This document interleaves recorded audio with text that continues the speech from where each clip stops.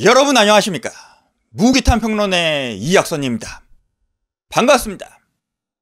오늘은 한자 두 개를 가져오서 그 여행할 때의 여자와 장사할 때의 상자, 이 여와 상, 이 한자 두 개를 가져오서 그 중국 고대의 위인이었던 그 유명한 사마천과 강태공의 이야기를 곁들여서 아주 굉장히 흥미로운 이야기를 한번 해보도록 하겠습니다. 사마천의 여와 강태공의 상.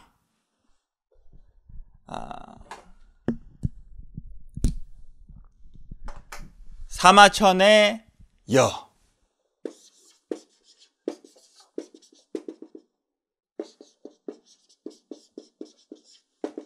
사마천의 여. 사마천의 여와 강태공의 상. 강태공의 상.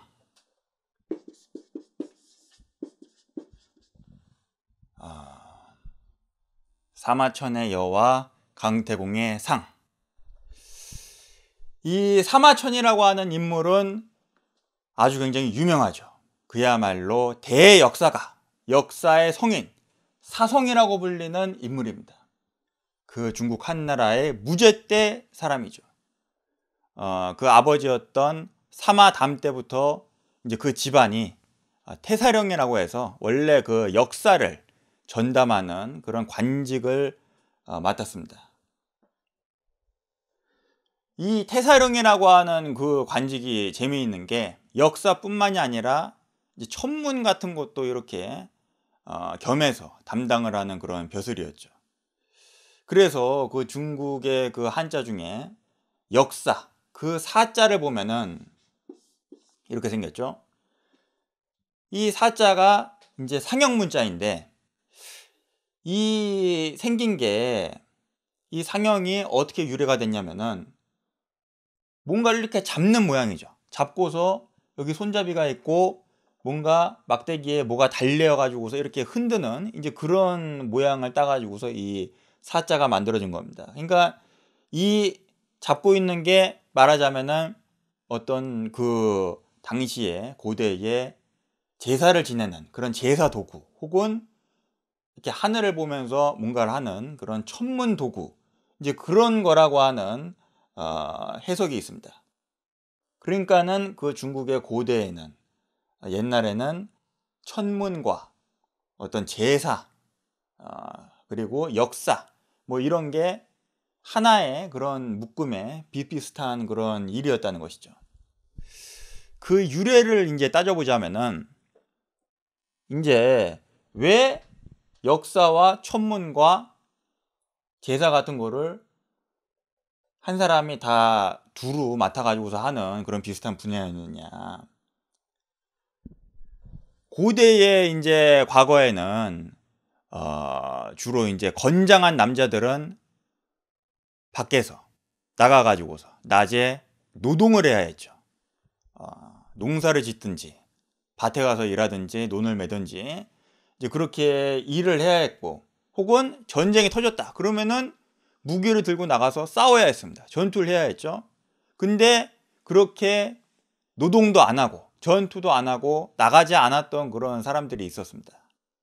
주로 이제 그 과거의 그 고대의 부족들은 그렇게 안 나가던 사람, 못 나가던 사람들이 어떤 사람들이었냐면은 건장하지 못한 사람, 신체에 좀 문제가 있는 그런 장애가 있다든지 혹은 노인이라든지 그런 사람들이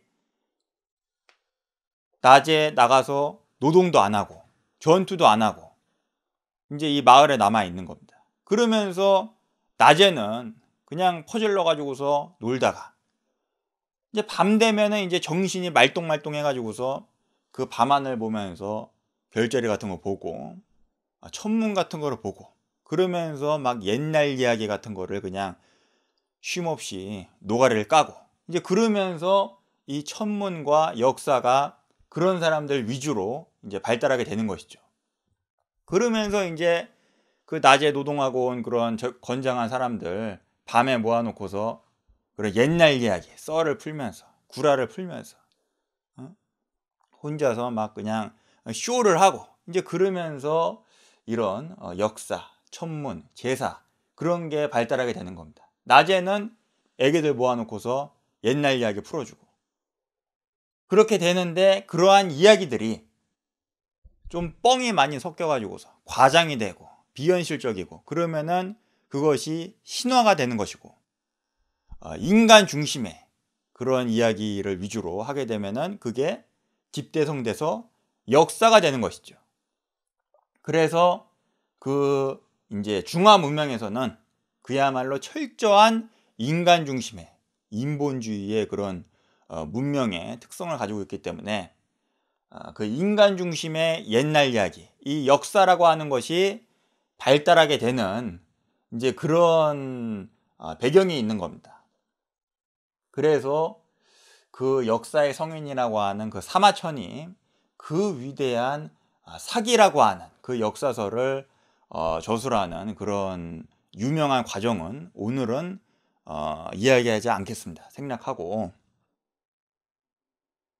이 사기라고 하는 것, 이 사마천의 역사라고 하는 것이 좀 다른 그 역사에 비해서 좀 독특하다고 하는 것은, 사기의 특징이 뭐죠? 바로 그 기술하는 방식, 서술하는 방식이 굉장히 독창적이라고 하는 것이죠. 물론 사마천의 사기 이래로 그 중국의 모든 역사서들이, 모두는 아니고 대부분의 역사서들이 그 사마천의 그 기술 방식을 따라서 이제 편찬이 됐습니다. 그게 바로 그 유명한 기전체라고 하는 그 역사 서술 방식이죠. 기전. 그러니까 이 기전체는 5개의 그런 분류로 나눠져 있습니다. 본기가 있고, 그 다음에 세가, 표서, 열전, 그렇게 5개로 나눠져 있는데, 이제 본기의 기자랑 열전의 전자를 하나씩 따가지고서 기전체라고 하는 것이죠. 본기는 어떤 메인스트림의 그런 주류의 역사, 그 다음에 세가는 그 지방의 제후들, 격가지의 그런 역사, 그 다음에 표는 말 그대로 연표고, 서라고 하는 것은 그 당시에 그 사회에서의 어떤 그 제도, 법률, 뭐 그러한 것을 이제 적은 겁니다. 그 다음에 전, 이게 제일 그 대중들이 흥미롭게 읽는 것이죠. 열전, 그야말로 개인 개인의 그 전기, 이제 그렇게 구성이 되어 있습니다. 그래서 이 기전체를 따라 가지고서 우리나라에서도 그 김부식의 삼국사기, 이제 그런 게 다 사마천의 기전체를 본받아서 한 것이죠. 이 기전체하고 다른 그 형식은 이제 편년체라고 해서 말 그대로 연도별로 월별로 몇 년도에 몇 월에 무슨 일이 있었다, 그냥 이거를 시간 순서대로 쫙 그냥 적은 게 편년체입니다. 그러니까는 그거에 비해서 이 기전체라고 하는 것은 훨씬 더 그 이야기거리가 풍부하고 재밌고 그럴 수밖에 없는 것이죠. 주류의 역사도 다루지만은 개개인의 인생도 다루고, 또 지방의 그런 격가지의 그런 역사도 아주 풍부하게 다루기 때문에, 그래서 이 기전체라고 하는 그 독창적인, 그야말로 독보적인 서술 방식을 가지고서 이 사마천이 사기라고 하는 그러한 엄청난 역사서를 어떻게 쓸 수가 있었는가. 도대체 이 사마천이 그 뒤에 역사서라든지 다른 역사서는 기전체라고 하더라도 다 그 역사를 편찬하는 그런 집단이, 학자들이 그냥 모여가지고서 사료들을 다 그냥 그 공권력으로 모아가지고서 정부 예산 들여가지고서 역사서를 편찬하는 건데, 이 사마천은 개인이 이걸 했단 말이죠. 어떻게 할 수 있었는가? 그 위대한 그 작업의 원천이 되는 그 힘이 무엇이었는가? 이제 그거를 따져봐야겠습니다. 그거를 따져보자면은 이제 이 여라고 하는 그 글자에 주목을 하게 되는 것이죠. 이 여자는 말 그대로 이렇게 좀 돌아다니는 이제 그런 거를 이 여자라고 합니다. 우리가 여행, 그죠? 여행 다닌다, 여행을 간다 할 때 그 여행할 때 여자가 이 여자입니다. 이 사마천의 그 사기, 그것을 저술하는 그 힘의 원천은 바로 여행이었다. 이 사마천이 아까 전에 처음에 말씀드렸다시피 그 집안이 그 아버지였던 사마담을 비롯해서 이제 역사가의 그런 집안이었죠. 태사령이라고 하는. 그래서 물론 역사적인 사료들이 많이 있었습니다. 특히 그 사마담이 공자께서 춘추를 저술하였고 이제는 다시 그 역사서를 아주 집대성해 가지고서 저술할 그런 시기가 왔다 해가지고서 역사 사료를 많이 긁어 모아 가지고서 이 사마천이 그런 걸 다 봤겠죠. 그런데 그것만으로는 부족하다 해가지고서 그 사마담이 자기 아들을 이 사마천을 젊었을 때 엄청나게 여행을 보냅니다. 그야말로 전국으로.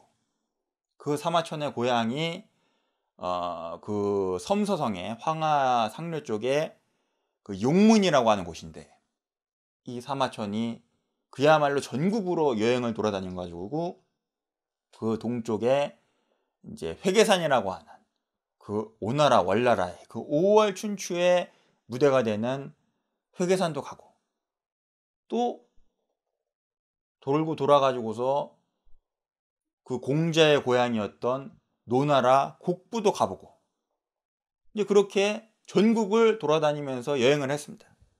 그냥 한 바퀴 돈 게 아니라 몇 번에 걸쳐서 그냥 지그재그로 그냥 여행을 다니는 거죠.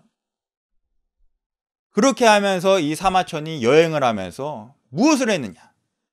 그 동네에 가가지고서 실제로 그 역사의 현장에서 그 역사를 한번 자기가 재구성을 해가지고서 보는 겁니다. 그 공간에 가서 눈으로 보고 귀로 듣고 또 거기에 뭐 향토사학자 그런 사람들 얘기도 듣고 설명도 듣고 거기에 남아있는 유적지, 유물들 그런 것도 다 이렇게 보고 그 다음에 제일 중요한 게 거기에 있는 동네 사람들을 만나보면서 그 동네의 어떤 인심, 그 동네의 어떤 분위기 그런 걸 느끼면서 꼭 물어보는 것이죠. 그 어떤 에피소드에 대해서. 여기가 그 유명한 누구누구의 고향입니까? 누구누구가 여기 사람입니까? 그러면은 그 마을 사람들이 자기네 마을에서 제일 난 사람이니까 그 사람, 그 양반 아주 잘 알지 하면서 그 사람의 이제 젊었을 때 에피소드 같은 거를 그냥 막 씹으면서 온갖 그 비하인드 스토리를 다 풀어내는 겁니다. 그러니까 사마천이 그거를 전부 다 수집을 할 수가 있었던 것이죠. 여행을 다니면서. 그냥 그 연구실에 앉아가지고서 역사책 정리하는 그런 학자들하고는 차원이 달랐습니다. 그야말로 여행을 다니면서 그 현장에 가서 이 평원에서는 그 시절에 누구하고 어떻게 전쟁을 했겠구나. 여기서 전쟁을 하면은 여기서 어떤 군대가 오고 저기서 어떤 군대가 와가지고 이렇게 붙었겠구나. 어떤 유적지에 가서는 여기가 바로 그 명장면이 나오는 그 무대구나. 이런 거를 그야말로 온몸으로 보고 느끼는 겁니다. 그리고 또 얘기를 듣고 현장에서 그리고 그것들을 전부 다 자기가 여기서 들은 얘기, 저기서 들은 얘기, 여기서 본 얘기, 뭐 딴 데서 본 얘기 그런 것들을 다 크로스 체크를 해가지고서 교차 검증을 하고 그러니까는 이 사마천의 사기는 그야말로 개인이 저술했다고 하는 게 믿기지 않을 만큼 정확한 것이죠. 역사적인 사실로 이루어진 것이죠. 후대에 다른 그런 어떤 유물이라든지 유적지가 발견되어서 검증을 해보면은 사마천의 사기가 맞았다.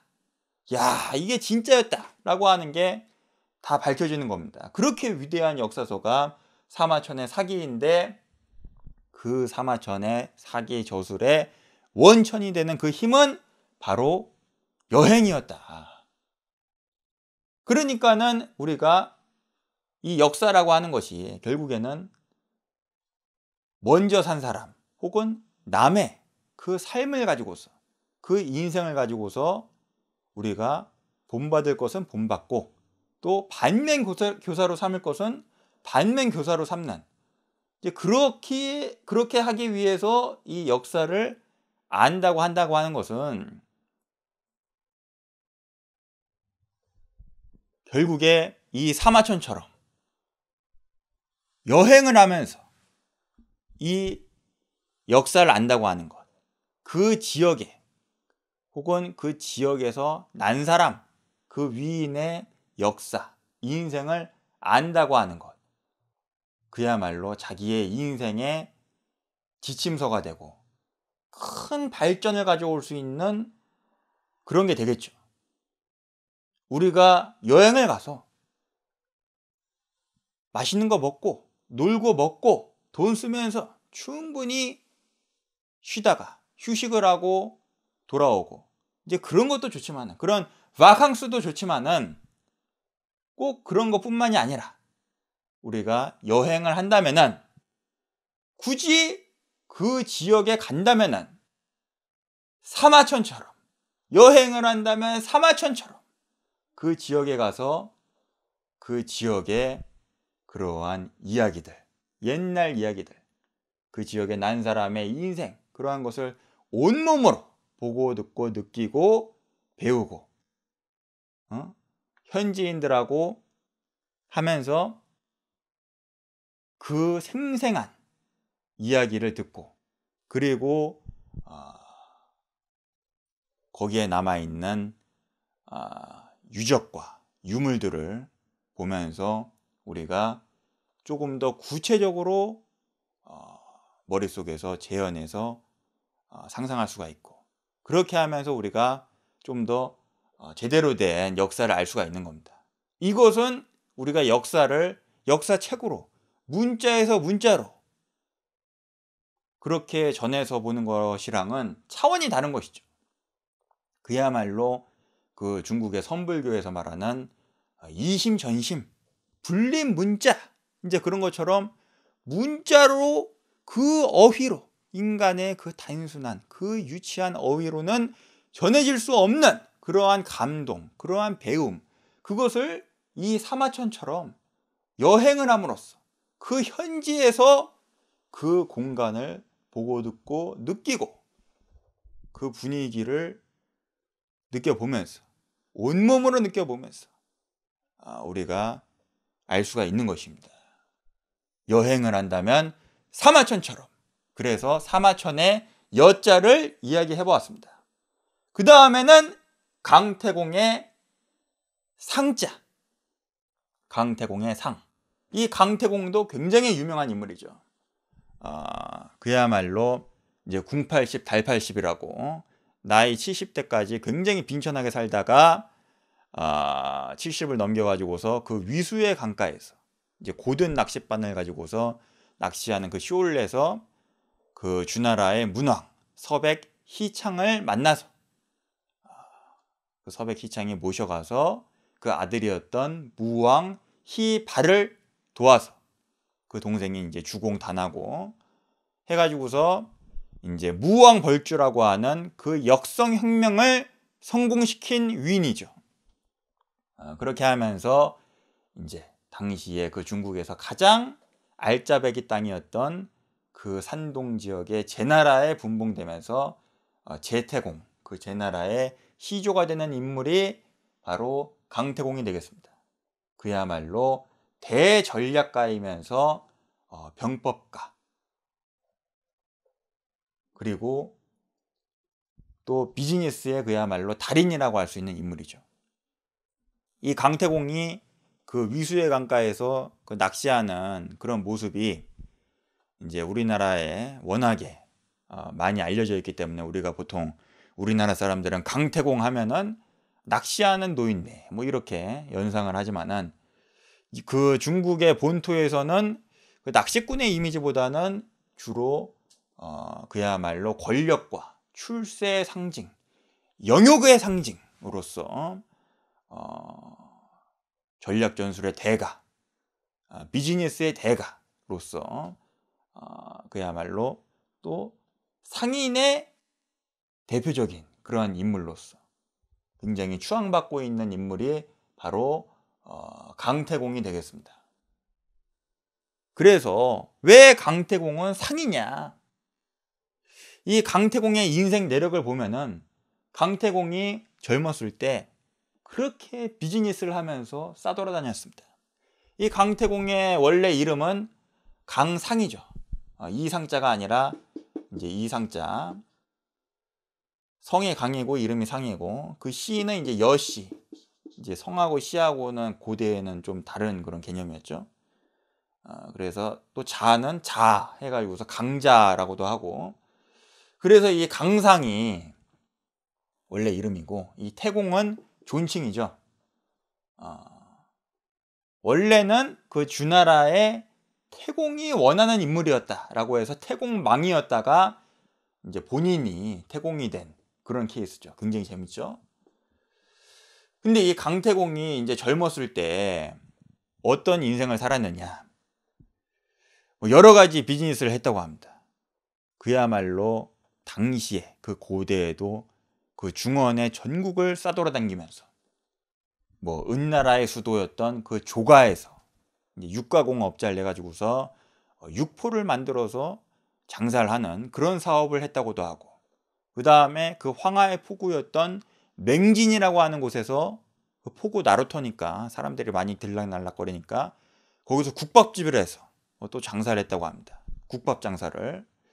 그렇게 여러 가지 장사를 했는데, 비즈니스를 했는데, 이 강태공이 이제 좀 나이를 먹고 나서는 그런 게 좀 시시했는지 더 이상 그렇게 돈 버는 일, 생산적인 일을 이제 하지 않은 거죠. 거기에는 흥미를 잃고 일을 안 하니까 그 마누라가 도저히 이 남편의 그러한 경제적인 무능이라기보다는 거의 파업에 가까운 이제 그러한 거에 질려 가지고서 마누라가 도망가고, 그러다가 이제 70이 넘겨서 이 강태공이 그 위수의 강가에서 고든 낚싯바늘 하는 그 쇼를 내 가지고서 무왕 희창을 낚아서 권력과 출세 그 영역의 길을 걷게 되는 것입니다. 어떻게 보면은 그야말로 비즈니스를 하다가 최고의 경지에 올라서 이제 돈을 낚은 것이 아니라 권력을 낚은 것이죠. 그 무왕 희창을 낚은 것입니다. 고든 낚싯바늘로 낚는 그러한 최고의 경지. 어떻게 보면 비즈니스에서도 최고의 경지가 고든 낚싯바늘로 낚는 거라고 볼 수가 있는 것이죠. 이제 이거를 이제 말하자면은 이제 원자상구라고 해서 원하는 놈이 있으면은 낚싯바늘이 곧더라도 걸릴 놈은 걸린다. 걸면 걸리는 걸리버처럼 낚싯바늘이 아무리 곧고 물 위에 세치가 떠 있다, 삼촌이 떠 있어 가지고서 낚싯바늘이 물 위에 떠 있어도 물고기가 걸리려면은 지가 걸리려면 걸린다는 겁니다. 그러니까는 인간이 최상의 비즈니스는 이런 어떤 세상 돌아가는 운행을 파악해 가지고서 걸릴 놈은 걸리게, 뭔가를 내가 안 해도 걸릴 놈은 걸리게 하는 게 최상의 비즈니스 아니겠습니까? 이제 강태공은 그러한 측면에서 굉장히 도가적인 그런 성격이 있는 그런 인물이죠. 도가가 은근히 이런 장사라든지 병법 이런 거하고도 굉장히 밀접한 연관이 있지 않습니까? 모택동이 그 노자의 도덕경을 가지고서 병서라고 했죠. 이제 그러한 측면으로서 강태공의 상, 이 강태공은 싸돌아다니면서 비즈니스를 하면서 그 비즈니스 그 내공을 쌓아가지고서 자기가 원하는 일을 성취한 겁니다. 싸돌아다니면서.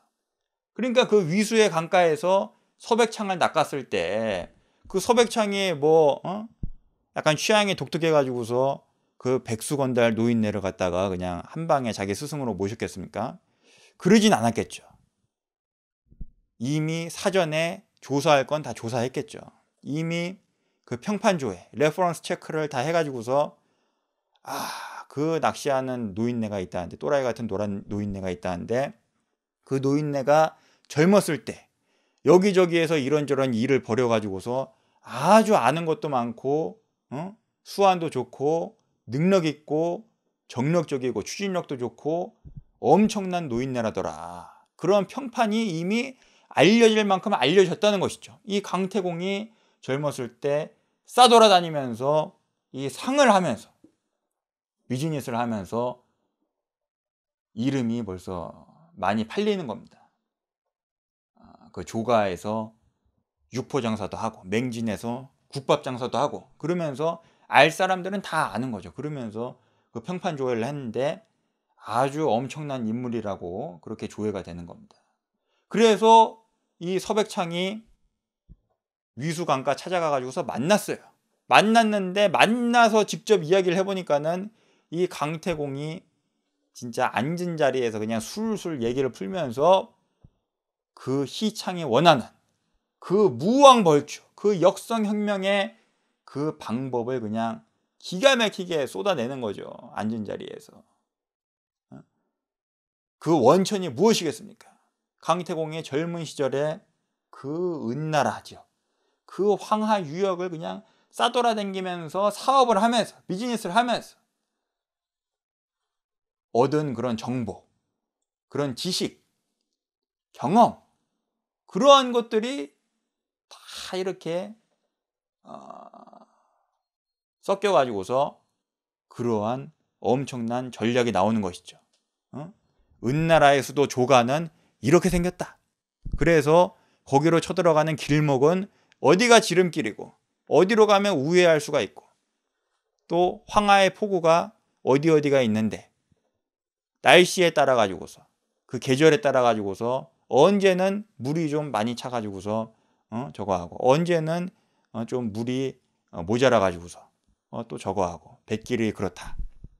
그 다음에 사람들도, 인심도, 어느 동네는, 어느 부족은 완전히 거기는 은나라 끈앞풀이다.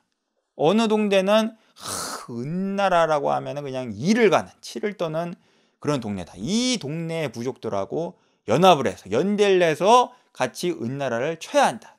그러한 것들을 다 이 강태공은 젊었을 때 싸돌아다니면서 장사를 하면서, 비즈니스를 하면서 다 파악을 하고 있는 겁니다. 그러니까는 이 강태공이 그야말로 그 문왕을 만나면서, 그리고 무왕을 도와서 물 만난 고기처럼 그야말로 수직으로 비룡승천하듯이 권력과 출세의 그 영역에, 그 길로 가가지고서 마침내 제나라의 제후가 될 수 있었던 것이죠. 제나라의 제후가 돼서도 마찬가지입니다. 상공업을 발전시키고, 그래서 그 춘추전국 시대 때 가장 상업이 발달한 그 나라가 제나라였죠. 제나라의 수도 임치. 그리고 당시에는 그래도 그 산동 지방에 그 야만족, 오랑캐들, 이제 그런 게 곳곳에 있었는데 강태공이 전부 다 진압을 하고, 그러면서 제나라가 그 춘추 시대에 가장 첫바다로 패자가 되죠. 5패의 첫바다고. 그 다음에 그 칠웅 중에서, 전국 칠웅 중에서도 그 제나라가 그 동쪽에 있는 나라들 중에서는 그야말로 맹주격으로 가장 강성한 나라였습니다. 그 기초를 닦은 사람, 그 토대를 마련한 사람이 바로 강태공이다. 그런데 그 강태공의 그 역량의 원천은 바로 젊었을 때 싸돌아다니면서 이 비즈니스를 하는 것, 상이었다라는 것이죠. 그러니까는 이 사마천의 여하고 강태공의 상은 서로 둘 다 비슷하지만서도 또 다른 것이죠. 이 사마천의 여라고 하는 것은 어떤 지역에 가서 보고 듣고 그 분위기를 느끼고 그 사람 살아가는 것을 알아가면서 그것을 자기 인생에서의 지침으로 삼는 그 역사로서 알아가지고서 자기 인생의 발전을 꾀하는 것이고, 이 상이라고 하는 것은 그 지역들을 돌아다니면서 그 지역에서 그야말로 전략적으로 알아야 될 그러한 요소들, 그러한 것들을 잘 파악하고, 그러한 것들을 분석하고, 이 머리를 굴려가지고서 자기의 일을 성취하고 도모하고, 또 그 일을 위해서 이제 싸돌아다니는 것, 그것이 바로 이 상이 되는 것입니다. 여러분, 어느 지역에 기왕 가가지고서 물론 편안하게 맛있는 거 먹고 놀고 돈 쓰면서 그렇게 쉬다가 오는 것도 좋지만은, 기왕이면 이 사마천의 여처럼 역사를 알아서 우리의 인생을 발전시킵시다. 이 강태공의 상처럼 싸돌아다니면서 우리의 일을 위해서 싸돌아다니고, 우리가 원하는 일을 도모하고 성취합시다. 그렇게 하면은 기왕 돌아다니면서, 혹은 작정을 하고 돌아다니면서, 그렇게 돌아다니면서 우리의 인생의 발전과 우리가 원하는 것의 성취를 이룰 수가 있을 것입니다. 시청해 주신 여러분 대단히 감사합니다. 지금까지 무기탄 평론의 이학선이었습니다. 감사합니다.